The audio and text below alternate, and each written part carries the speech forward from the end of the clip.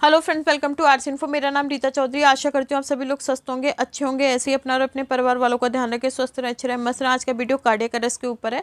तो जानते हैं कि कार्डियक अरेस्ट क्या है। यहाँ पर ये कार्डियक अरेस्ट की जो डेफिनेशन है, ये नॉर्मल डायलिसिस वालों पेशेंट के लिए भी है और नॉर्मल जो पेशेंट है उनके लिए भी है। और ये डेफिनेशन ही नहीं है, मैंने यहाँ पे बहुत सारी चीज़ें बताई हैं, तो आप उनको भी जानेंगे तो वो आपके आने वाले फ्यूचर के लिए बहुत ही अच्छा होगा। इसके साथ साथ मैंने कार्डियक अरेस्ट और हार्ट अटैक में डिफरेंसेस भी बताएं, क्योंकि मोस्ट प्रोबेबली लोग समझते हैं कि कार्डियक अरेस्ट और हार्ट अटैक दोनों एक ही है। एक चीज़ और बताना चाहूँगी कि अगर आपको मेरे वीडियोस देखने हैं सभी, तो डिस्क्रिप्शन में मैंने लिंक दिया है, वहाँ जाके आप लिंक ओपन करके मेरे वीडियोस के और मेरे सारे वीडियोस देख सकते हैं। टेलीग्राम चैनल का भी लिंक दे रखा है, जहाँ पे आप उस टेलीग्राम चैनल पे मैं समय समय पर आपके जॉब से रिलेटेड और जो भी डायलिसिस से रिलेटेड चीज़ें होती हैं वो मैं डालती रहती हूँ। तो स्टार्ट करते हैं वीडियो कार्डियक अरेस्ट के साथ में। तो कार्डियक अरेस्ट की बात सुनते हैं। तो according to my definition, when the heart sudden loss its function and unexpectedly stop heart pumping called cardiac arrest। मतलब अगर हार्ट अचानक से अपना काम बंद कर देता है या सडनली क्या होता है कि हार्ट की जो पंपिंग है वो रुक जाती है, ठीक है, तो इसे हम क्या बोलते हैं, कार्डियक अरेस्ट बोलते हैं। क्योंकि कार्डियक हार्ट का मेन काम क्या है, ब्लड को पंप करना। और अगर हार्ट ये ब्लड को पंप करना बंद कर देता है तो इसे हम क्या बोलते हैं, cardiac arrest. It can be result of person और पेशेंट डेथ। ये क्या हो सकता है कि जिस भी पेशेंट को कार्डियक अरेस्ट आया है या जो भी पर्सन को कार्डियक अरेस्ट आया है, अगर उसको प्रॉपर ट्रीटमेंट ना मिले तो उसकी डेथ का भी कारण बन सकता है। देखिए, यहाँ पे मैंने कार्डियक अरेस्ट और हार्ट अटैक को बताया, लेकिन मैं इसके अकॉर्डिंग ना बता के पहले आपको डायग्राम के थ्रू बताती हूँ कि कार्डियक अरेस्ट और हार्ट अटैक में डिफरेंसेस क्या हैं। नॉर्मल जो ह्यूमन हार्ट है वो 4 पार्ट्स में डिवाइड है। 2 ऑरिकल होते हैं, ऊपर के 2 पार्ट्स, ये दोनों ऑरिकल हैं और ये दोनों वेंट्रिकल हैं। तो जो राइट साइड में प्रेजेंट है उसे राइट ऑरिकल, और जो लेफ़्ट साइड में प्रेजेंट है उसे लेफ़्ट ऑरिकल, और जो राइट साइड में वेंट्रिकल प्रेजेंट है उसे लेफ़्ट वेंट्रिकल, ठीक है। और जो राइट साइड में वेंट्रिकल प्रेजेंट है उसे राइट वेंट्रिकल, और जो लेफ़्ट साइड में प्रेजेंट है उसे लेफ़्ट वेंट्रिकल बोलते हैं। इसी राइट ऑरिकल के बीच में एक ऊपर की तरफ एक मसल्स का गुच्छा पाया जाता है, जिसे हम ऐसे नोड के नाम से जानते हैं। इस ऐसे नोड को हम पेस मेकर के नाम से ज़्यादातर जानते हैं, ठीक है। तो ऐसे नोड का ही नाम पेस मेकर है। दूसरी चीज़ यहाँ पर क्या होती है कि ये राइट ऑरिकल के जो ऑरिकल और वेंट्रिकल के बीच की दीवार है, जिसे हम, क्योंकि ये ऑरिकल और वेंट्रिकल के बीच में है तो इसे हम क्या बोलते हैं, इंट्रा ऑरिकुलो वेंट्रिकुलर सेप्टम। अब क्योंकि ये राइट ऑरिकल और वेंट्रिकल के बीच में है तो हम इसे क्या बोलते हैं, right intra auriculo ventricular septum. तो यहाँ पर भी एक ऐसा ही गुच्छा पाया जाता है जिसे हम क्या बोलते हैं, ए बी नोड, जो यहाँ पर बाल्व होता है उसके पास पाया जाता है, ठीक है, जिसे उसके पास पाया जाएगा। तो अब यहाँ पर हम क्या बोलते हैं, जिसे हम बाइकस्पिड वाल्व भी बोलते हैं। अब ये जो ए बी नोड है, यहाँ से क्या होगा कि ये ऐसे नोड क्या करता है, इलेक्ट्रिसिटी इम्पल्स को प्रोड्यूस करता है। एक तरह से हम पेस मेकर को क्या बोलते हैं, इलेक्ट्रिकल जनरेटर, ठीक है। तो ऐसे नोड क्या करेगा, इलेक्ट्रिक इम्पल्स को जनरेट करेगा। इस इलेक्ट्रिक इम्पल्स को जो हमारा ए बी नोड है ये रिसीव करता है, और ये रिसीव करके इन इलेक्ट्रिकल इम्पल्स को क्या करता है कि ये जो होते हैं ए बी नोड, ये भी मास का एक गुच्छे की तरह से होते हैं। तो ये इस तरीके से एक संरचना तैयार करते हैं, ब्रांच, इस तरीके से यू कर करके ब्रांच तैयार करते हैं, और ये ब्रांच इस तरीके से होते हैं। इस ब्रांच को जो हार्ट में बनती है इसे हम क्या बोलते हैं, पुरकिंजे ऑफ फाइबर, ठीक है। ये पुरकिंजे ऑफ फाइबर जो इलेक्ट्रिकल इम्पल्स ऐसे नोड ने ए बी नोड को भेजे थे, ये ए बी नोड से रिसीव करके इन इम्पल्स को पूरे जो नीचे का जो पार्ट है वेंट्रिकल का उसमें फैला देते हैं, स्प्रेड कर देते हैं। इन्हीं इलेक्ट्रिकल इम्पल्स के थ्रू हमारा हार्ट जो है वो क्या करता है, ब्लड को पंप करता है। लेकिन अगर किसी भी वजह से ये जो ऐसे नोड के जो इम्पल्स हैं, इलेक्ट्रिकल इम्पल्स हैं, ये जनरेट ना हो, या फिर क्या हो कि ये आगे पहुँचे ही ना, या कुछ भी ऐसे माल फंक्शन हो जाए कि ये मतलब इलेक्ट्रिकल इम्पल्स इधर तक पहुँचे ही ना या बहुत कम पहुँचे, तो इस केस में क्या होगा कि हार्ट जो है, ब्लड की जो पंपिंग है, जो ब्लड आ रहा है उसकी जो पंपिंग है उसको क्या कर देगा, कम कर देगा या बिल्कुल ही स्टॉप कर देगा। तो ये सिचुएशन जो होती है ये क्या कहलाती है, कार्डियक अरेस्ट। ठीक है, दूसरी सिचुएशन की बात करते हैं, हार्ट अटैक। इसमें देखिए हार्ट तो पंप करेगा, हार्ट ब्लड पंप करेगा, बहुत अच्छा करेगा, लेकिन यहाँ पर क्या होगा कि जो हार्ट के ऊपर जो भी आर्टरी या वेन, अब जैसे कि लेफ्ट ऑरिकल की बात करते हैं तो मानिए कि पल्मोनरी वेन अपना वो लेकर, पल्मोनरी वेन जो है वो क्या लेकर आती है, ऑक्सीजनेटेड ब्लड।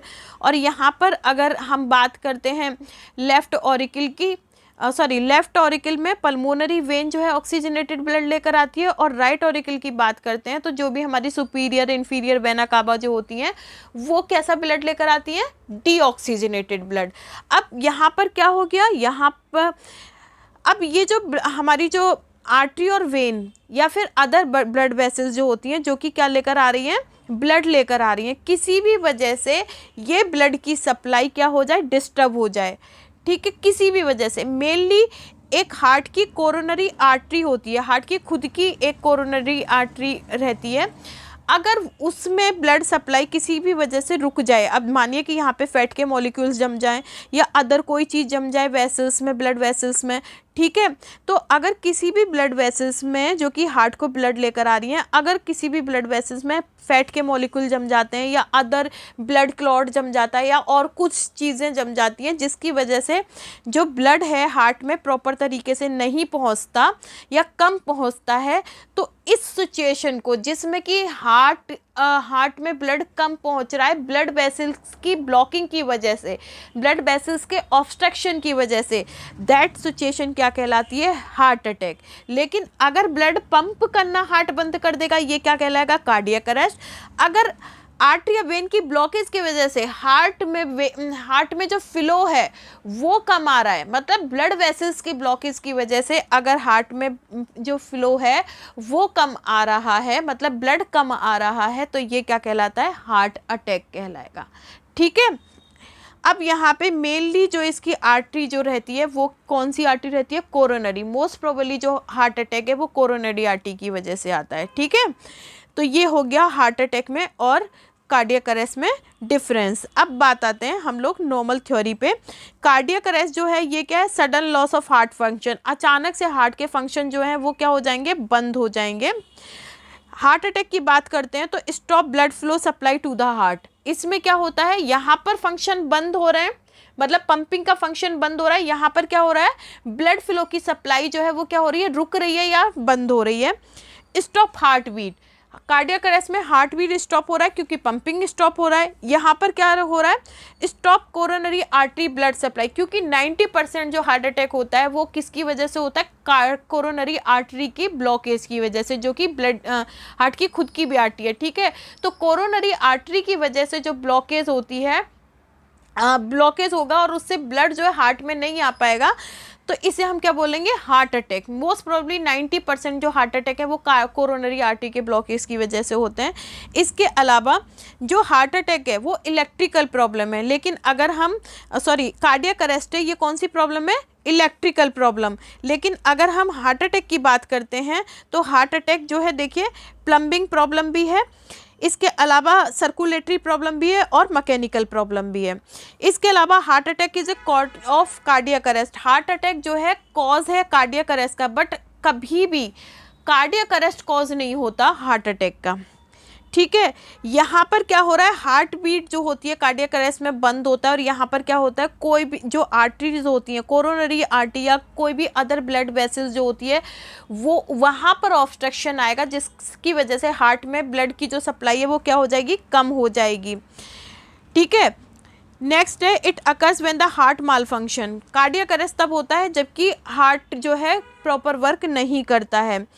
नेक्स्ट क्या आ रहा है, कार्डियक अरेस्ट अकर सडनली, कार्डियक अरेस्ट जो होता है वो अचानक से आता है, लेकिन हार्ट अटैक अचानक भी आ सकता है, ठीक है, या फिर ऐसा हो सकता है कि धीरे धीरे भी आए। मैनी टाइम्स क्या होता है, हार्ट में पेन होता है, हम लोग सोचते हैं अरे नॉर्मल पेन है, लेकिन नहीं, इसे हमेशा कभी भी हार्ट में आपको कंटिन्यूसली थोड़े थोड़े दिनों पे अगर पेन फील हो रहा है या लेफ्ट साइड में पेन फील हो रहा है तो आपको डॉक्टर के ज़रूर दिखाना चाहिए, ठीक है, क्योंकि ये हार्ट अटैक का कॉज हो सकता है।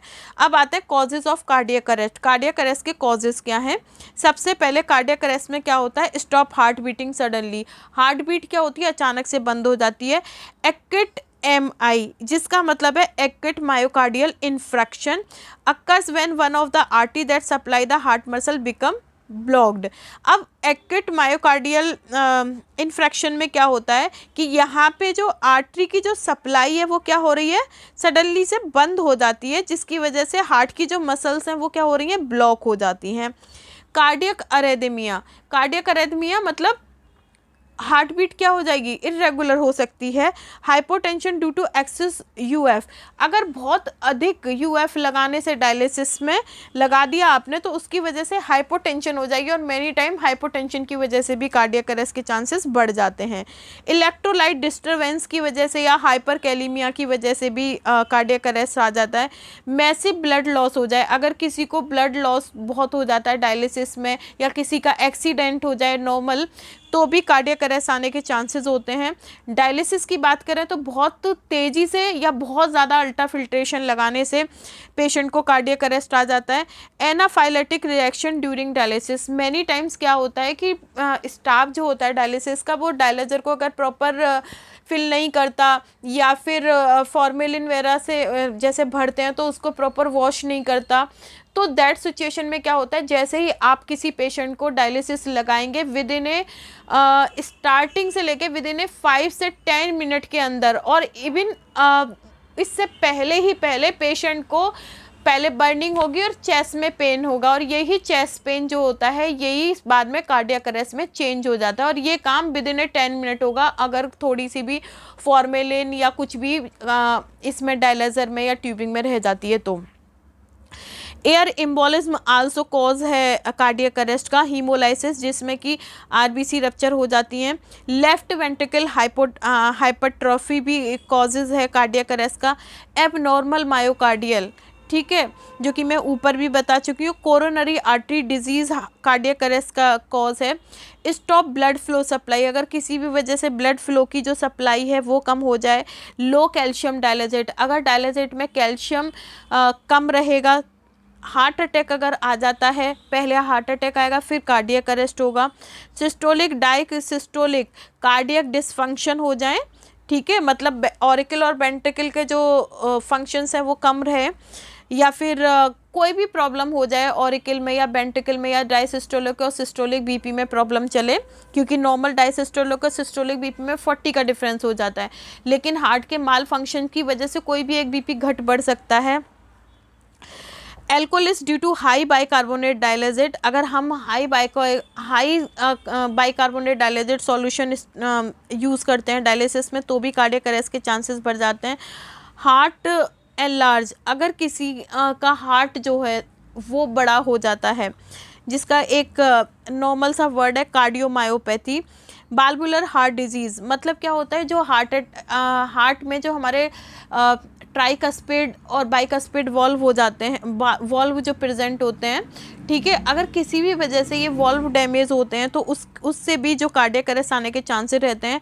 Heart effect present at birth, अगर कुछ बच्चे क्या होते हैं जिनमें कि हार्ट डिजीज़ उनको अपने माता पिता से या अपने पूर्वजों से मिली होती है, ऐसे में भी कार्डियक अरेस्ट के चांसेस बहुत बढ़ जाते हैं। Electrical problem of the heart, अगर हार्ट की कोई इलेक्ट्रिकल प्रॉब्लम होती है, जैसे कि मैंने पेसमेकर बताया, अगर पेसमेकर क्या हो जाए, बंद अपने काम फंक्शन बंद करना, फंक्शंस को नहीं करता है प्रॉपर, या फिर किसी की वजह से पेसमेकर ख़राब हो जाता है, ठीक है, तो इसकी वजह से भी क्या हो जाता है, हमारे कार्डियक अरेस्ट आने का चांसेस बढ़ जाते हैं। अब साइन और सिम्टम्स क्या होते हैं कार्डियक अरेस्ट के? नो पल्स नो ब्रीदिंग, ना तो पल्स आएगी ना ब्रीदिंग आएगी। सडन हार्ट कोलैप्स हो जाएगा, हार्ट अचानक से क्या हो जाएगा, कोलैप्स हो जाएगा।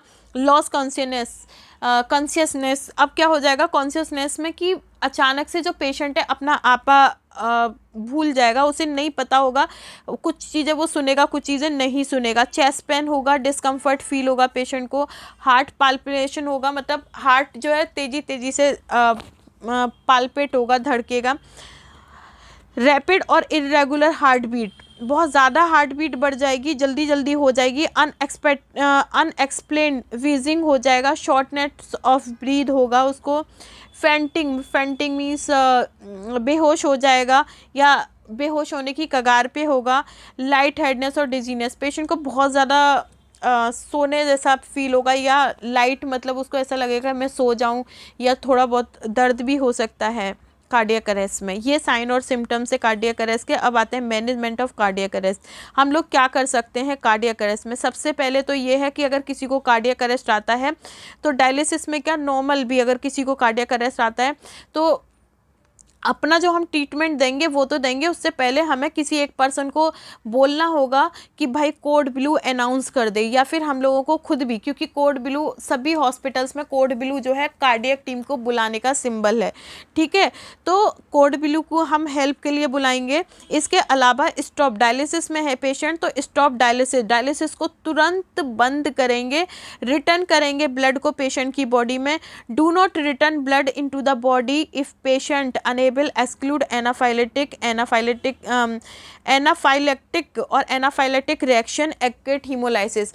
देखिए अगर कार्डियक अरेस्ट आता है तो जनरली हम लोग क्या करते हैं, डायलिसिस में पेशेंट के ब्लड को रिटर्न कर देते हैं। लेकिन अगर कार्डियक अरेस्ट पेशेंट को किसकी वजह से आया, प्राइमिंग प्रॉपर ना होने की वजह से, या हीमोलाइसिस जैसे कि आरबीसी रप्चर हो रही है, या हीमोलाइसिस की वजह से, या प्रॉपर प्राइमिंग ना होने की वजह से, या एनाफाइलेटिक रिएक्शन जिसे हम बोल सकते हैं, अगर इनकी वजह से पेशेंट को कार्डियक अरेस्ट आता है तो ना ही तो हीमोलाइसिस वाली सिचुएशन में, ना ही एनाफाइलेटिक रिएक्शन वाली सिचुएशन में हम किसी भी कीमत पे कार्डियक अरेस्ट वाले पेशेंट का ब्लड को रिटर्न नहीं करेंगे, क्योंकि ऐसा किया तो वो पेशेंट के डेथ का कॉज बनेगा। इसके अलावा फ्लश कैथेटर लिम्स और vascular access needle with normal saline to maintain IV line for fluid and medication.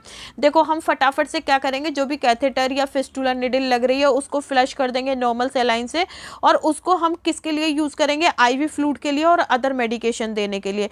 Adjust optimal dry bed, हमें कोशिश करनी चाहिए कि जब भी हम पेशेंट को रखें डायलिसिस पे, हम कम से कम जो भी उसका जो बेहतर जिस यूएफ को वो झेल सकता है उतने ही यूएफ को हम मशीन में सेट करें। Dietary counselling for interdialytic weight gain, अगर पेशेंट जो है बहुत ज़्यादा पानी बढ़ा के ला रहा है तो उसको हम लोग बताएं, डाइटरी काउंसिल करें कि भाई आप ये खाओ, ऐसे पानी आप बचा सकते हो, ऐसे कर सकते हो, तो हमें ऐसा करना चाहिए। मॉडिफाई कार्डियोवास्कुलर रिस्क फैक्टर, हमेशा कार्डियोवास्कुलर रिस्क फैक्टर को मॉडिफाई करना चाहिए, जैसे स्मोकिंग वगैरह, रेगुलर एक्सरसाइज के लिए बोलना चाहिए हमें। इसके अलावा यूज़ बाइकार्बोनेट वफर डायलिजेट, हमेशा बाइकार्बोनेट वफर डायलिजेट को यूज़ करना चाहिए। इसका मतलब क्या है, बफर सॉल्यूशन वो सॉल्यूशन होता है कि एक बार अगर कोई चीज़ बफर में आ गई तो वो सिचुएशन वो होती है, ना तो इसमें से कोई चीज़ बाहर जाएगी और ना ही अंदर आएगी, क्योंकि ये बैलेंस है, ठीक है। तो हमें बैलेंस वाले बाइकार्बोनेट डायलिजेट का यूज़ करना चाहिए, ना तो वो ज़्यादा हो और ना ही कम हो। एडजस्ट डायलिजेट कैल्शियम, डायलिजेट की कैल्शियम को एडजस्ट करना चाहिए। इसके अलावा रिमूव लिमिट अल्ट्रा फिल्ट्रेशन, हमें जो अल्ट्रा फिल्ट्रेशन है वो क्या करना है, लिमिट में रिमूव करना है। ऐसा नहीं है कि किसी पेशेंट ने बोल दिया 4 लीटर रिमूव कर दो मेरा पानी, तो नहीं, हमें पेशेंट पे नहीं जाना है, हमें ये देखना है कि हमारा पेशेंट कितने यूएफ को टॉलरेट कर सकता है, उतना ही हमें यूएफ अल्ट्रा फिल्ट्रेशन को निकालना है या पानी को रिमूव करना है। Adjust dialysate potassium specially in patient receiving digoxin, अब अगर किसी भी पेशेंट ने डिगोसिन रिसीव किया है तो ऐसे पेशेंटों में हमें क्या करना है, डायलिजेट पोटेशियम को मेंटेन करना है। नॉर्मल भी हमें मेंटेन करना है, लेकिन स्पेशली अगर किसी पेशेंट ने क्या किया है, डिगोसिन का मतलब होता है अवॉइड जीरो डायलिजेट पोटेशियम, ठीक है। अगर बिल्कुल भी कोई पेशेंट हमारा डिगोसिन लिया है तो हमें यहाँ पे ज़रूरी है कि हम पोटेशियम को डायलिजेट में सेट करके रखें, जिसका मतलब मैंने दे रखा है अवॉइड जीरो डायलिजेट पोटेशियम। नेक्स्ट आता है रिमूव कंसीडर फ्रीक्वेंट हीमोडायलिसिस, हमेशा जल्दी जल्दी फ्रिक्वेंटली डायलिसिस जो होती है वो लेनी चाहिए, जैसे कि थ्राइस ए वीक होती है तो वही फॉलो करना चाहिए। ऐसा नहीं है कि एक डायलिसिस आज करा ली और एक डायलिसिस एक हफ्ते बाद या 15 दिन बाद कराना है, ठीक है। शॉर्ट डेली डायलिसिस पे फॉलो करो अगर आप लोग लॉन्ग डायलिसिस नहीं लेना चाहते हैं, या नॉक्टुरल डायलिसिस लेनी चाहिए। जिन लोगों को मतलब डायलिसिस 4 घंटे की नहीं होती है उन लोगों को 3 घंटे की डायलिसिस या फिर वो रात में डायलिसिस करवाएंगे तो ज़्यादा अच्छा रहेगा।